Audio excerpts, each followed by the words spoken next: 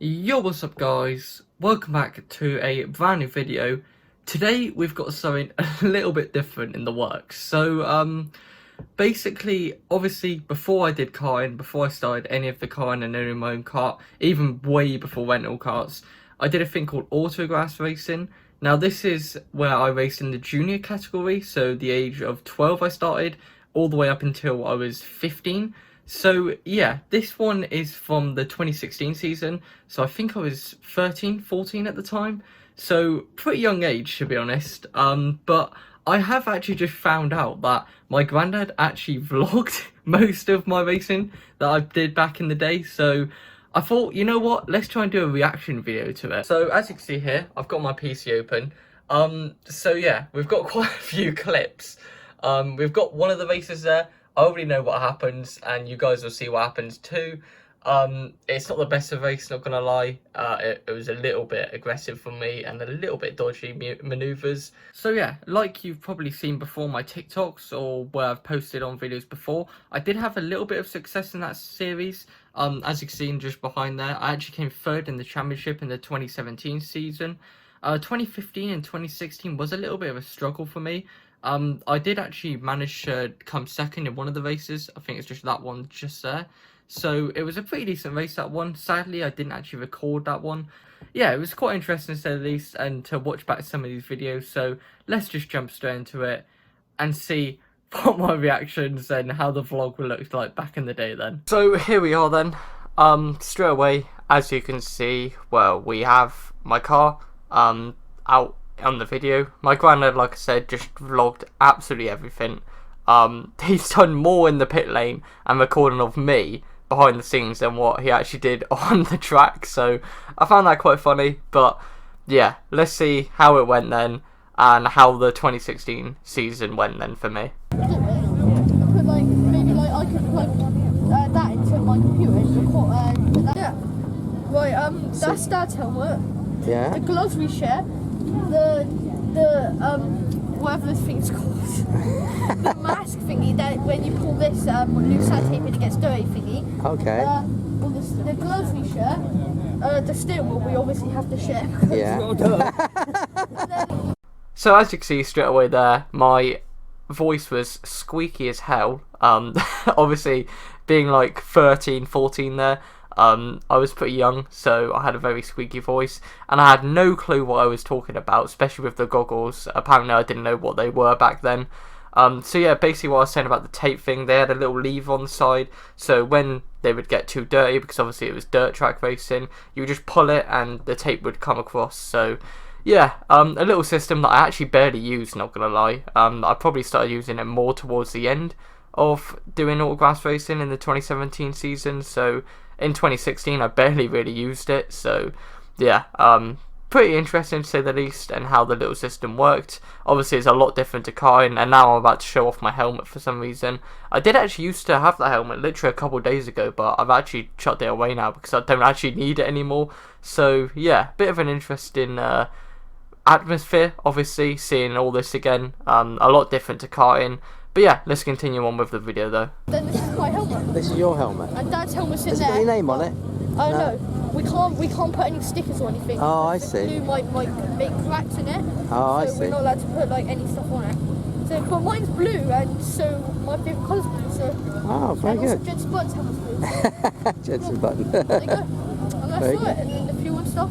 Lovely. I'm always. So yeah, we're literally just about to get onto the racing then, straight away here. As I was saying there about my helmet, yeah, we weren't allowed to have any designs on it. We actually had to keep the helmet exactly as we bought it, and obviously pretty much had to have a brand new helmet as well, because we couldn't risk it of having extra designs on it, like stickers and stuff like that. I don't know why. I think it was like a design rule with the glue within the stickers or so. I don't know. There was some regulation with it. That's what I was trying to explain. But yeah, also you probably heard about Jensen Button there. I was a massive Jensen Button fan back in the day. So yeah, you'll probably hear me mention that a couple of times. I think probably that once actually throughout the whole video and vlog. But yeah, if it comes up again, that's why. I was a Jensen Button fan, and that was my inspiration back then. So yeah, but now let's continue on with the race then. I already know what happens at this race. I remember it live. It was quite funny to say the least, but it worked. Sadly, it was red flag though, and you'll see that straight away. And you also hear my granddad say my dad's name, not my name. It was a bit of a difficult one because my dad raced in the adults class 1, and I raced in the juniors. And obviously, with it being, it's a bit different to karting. The cars for class 1 and juniors are the exact same, just the age difference. That's the only difference really. So yeah, unlike in karting where you have to have a junior engine and stuff like that, in this you can literally have a class 1 and a junior exact same. So yeah, now let's continue on with the video though. Six of them coming out to play. So Jordan Barlow doing what he's done all season, gating first into that first corner. It's WS43, a bit of argy-bargy there. Oh, a lot of paint grabbing. WS100 involved, 62 and 44. So not too sure whether we're going to have red flags on this one. So it looks like we will have red flags on that one.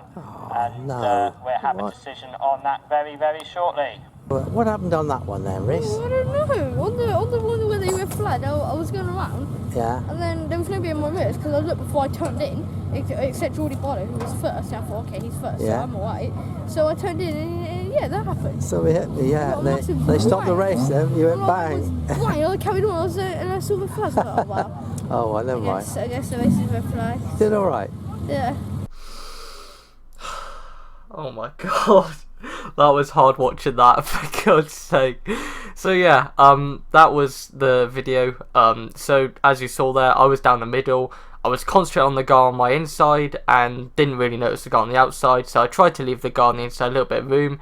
Then realised a bit too late that there was someone on my outside as well, and bang, it all went to chaos basically. I actually got out in second in that one, so that wasn't the race where I got that trophy, by the way. That was a red flag situation. We restarted. My granddad actually didn't record the restart for some reason. I think he was busy in the pit lane helping out a little bit. But yeah, let's just say the restart wasn't as good, and we didn't sadly get a podium on that one, which is a bit of a shame. But nonetheless, it was a pretty decent race day and had a bit of experience. Obviously, like I said, quite young back then, so every race was just a bit of experience and learning curve for me. And my reaction and my feedback after the race, that was the hardest part to watch.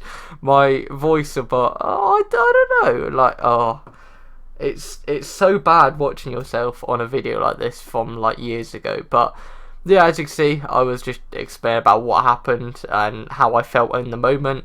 Obviously, exactly as I just explained it, I didn't realise the guy on the outside. And you probably heard me mention about a guy called Jordan Barlow. He was in the blue Mini there.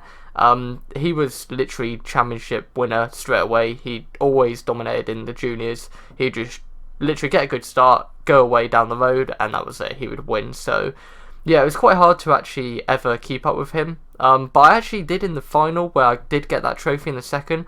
I actually followed his lines pretty well and actually kept with him the whole race in that final.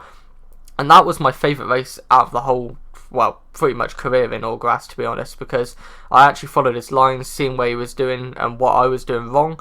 So it was pretty decent. We actually had a pretty decent battle for once, and it was actually not him just dominating. And that actually set me up very nicely for the 2017 season. Obviously, following that, it was literally the final race of the 2016 season. So it's quite interesting to say the least, and watching that back. Again, my granny wasn't there for that race. It would have been amazing to have that recorded, but sadly, here's what it is. But there's still more clips, and we'll continue on with the video now then.